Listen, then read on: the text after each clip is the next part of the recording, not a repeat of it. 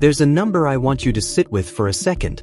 $257,000. That's what one of the biggest names in car YouTube spent on repairs, insurance, towing, and general ownership costs in a single year. Not on buying cars, just on keeping them running. And that figure didn't even include what he described as his biggest bill yet, a single project that could push the total close to another $100,000 on its own. Think about how car YouTube actually works. Someone buys something insane. The thumbnail looks like a lottery ticket. You click, and for a few minutes, it genuinely feels like these people figured out how to print money with a camera. The cars are real, the views are real, the sponsorships are real, so the money must be fine too, right? What nobody was really showing you was what happened after the camera stopped rolling. The $14,500 monthly lease payment. The parts the manufacturer flatly refused to sell. The repair quote that came back at $1.7 million on a single car. And the tax bill that landed at more than double what anyone had guessed, over $500,000, forcing a fire sale of cars just to cover it. Audiences actually started picking up on this before the creators ever admitted it. Back in 2021, someone in a car forum mapped the whole formula out in a single comment. The spec video, the reaction video, the maybe I'll sell it video, then find the next car and repeat. At the time, it read like cynicism. Looking back, it reads more like someone who had watched enough of these channels to quietly see the pattern underneath. So this isn't really a story about people going broke in the traditional sense. It's about what happens when the car becomes the brand requires the car, and the car starts costing more than anyone is willing to say on camera. The clearest example of all this playing out in real time is Tyler Hoover. His whole thing has always been buying cars that are cheap for a reason, the kind of purchases where you already know going in that something is probably wrong. His own website basically jokes about it. The idea is that the deal is always too good to be true, and he buys it anyway. By the end of 2025, his running total for repairs, insurance, towing, and general ownership costs across his fleet had reached $257,399.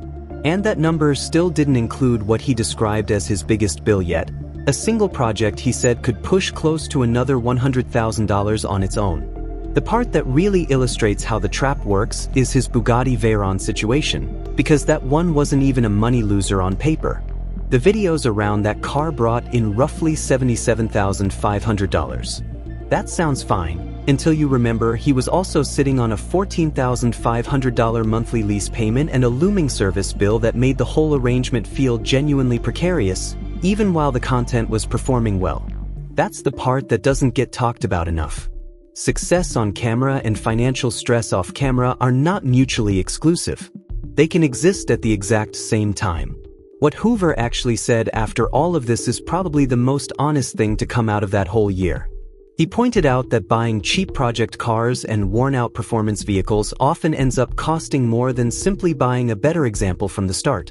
That sounds obvious when you say it out loud, but the entire format of his channel, and honestly a lot of car YouTube in general, is built on the idea that the deal justifies the risk.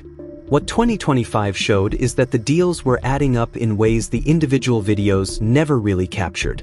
It wasn't one disaster car that broke the math. It was the towing fees and insurance premiums and repeated fixes and bargain purchases that each seemed manageable on their own, until suddenly the total was sitting north of $250,000 and climbing. Then there's Matt Armstrong, and his situation takes everything the Hoover story established and pushes it into completely different territory. Armstrong decided to rebuild a wrecked Bugatti Chiron per Sport. The repair quote that came back was $1.7 million. The car's VIN had been flagged, meaning no dealer would touch it or supply official parts. What started as a rebuild video turned into a months-long public fight over who actually gets to control a multi-million-dollar machine once an insurance company has written it off. And Armstrong just kept going, which is the most revealing part of the whole thing. By April 2026, the project was being described as one of the biggest automotive controversies in recent memory. Viewers were deep in it with him, inspecting footage frame by frame, flagging what they thought might be problems in the repairs, following every new update as it came out. At that point, the audience stops feeling like spectators. It starts feeling like a live audit. And that dynamic tells you something important about where this genre has ended up. Once a creator gets far enough into a rebuild like this, the car stops being a car in any normal sense. It becomes a weekly cliffhanger that the audience feels personally invested in, which means the creator now has a very strong pull to keep going, regardless of what the off-camera reality actually looks like. Because stopping feels like letting everyone down. And the further in you get, the harder stopping becomes. The sunk cost is financial, but it's also social. And honestly, the social part might be the harder one to walk away from. Rich Benoit's version of this story looks different on the surface, but it's pointing at the same wall from a different angle. He bought a flood-damaged Tesla for $14,000, which already sounds like a classic car YouTube setup. Then he called Tesla for parts, and they told him no, because he wasn't an authorized repairer. That single phone call basically became the foundation of his entire public identity. He turned the fight into content, built an audience around it, and ended up connected to a much larger argument about who is actually allowed to fix modern high-end cars. By June 2024, a federal judge allowed Tesla owners to pursue a class action lawsuit, claiming the company had monopolized its own repair and parts ecosystem in ways that forced customers into higher prices and longer waits. What Benoit's story adds to all of this is that the problem is no longer just about whether you can afford the repair bill. Increasingly, it's about whether you're even permitted to attempt the repair at all.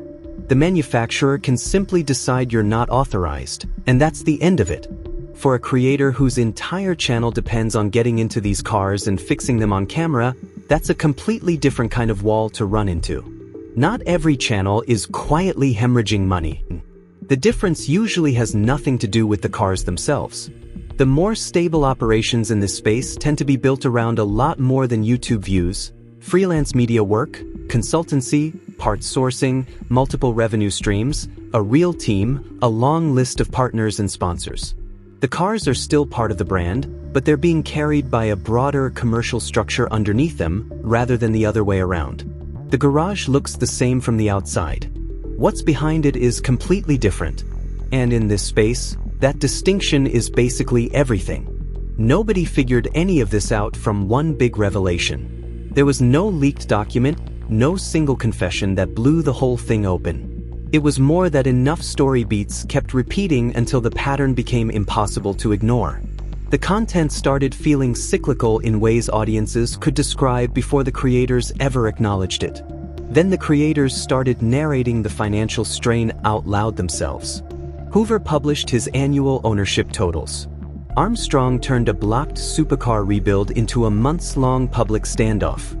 Benoit explained how a salvaged Tesla pulled him into a right-to-repair lawsuit.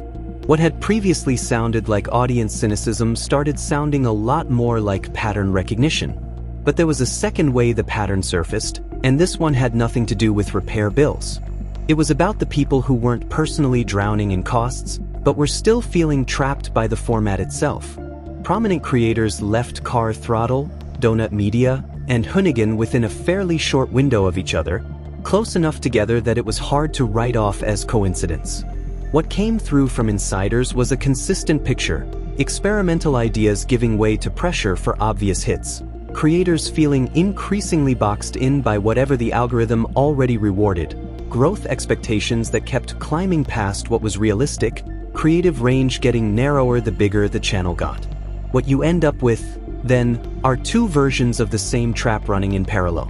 One is personal, the repair bills, the lease payments, the parts manufacturers who won't pick up the phone.